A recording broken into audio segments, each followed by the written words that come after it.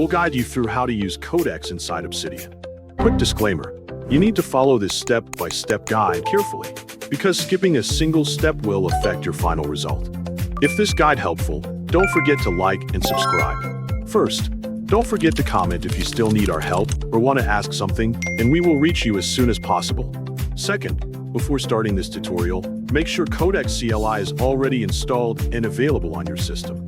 You can confirm this by opening your terminal and checking that the command runs correctly without showing any errors.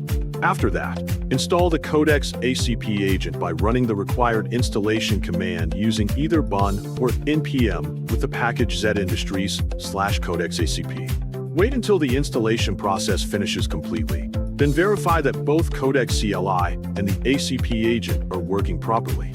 Once everything is ready, launch Obsidian and open the vault where you want to use the integration. Navigate to the bottom left corner of the Obsidian interface and click the gear icon to open the settings menu. In the left sidebar, select Community Plugins to manage additional extensions. Click the Browse button to open the plugin marketplace and access available community plugins. Use the search bar at the top and type Agent Client to find the required plugin. Select the Agent Client plugin from the results list and review the plugin information before continuing. Click the Install button after the plugin has finished installing. Click Enable to activate it inside your workspace. Close the settings window and return to your main Obsidian vault. Look at the left sidebar and find the new bot icon added by Agent Client. Click the bot icon to open the Agent Client panel. In the panel, locate the three dots menu near the top right corner and open it to view the provider options. Select Codex from the available AI provider choices and wait for the connection process to initialize.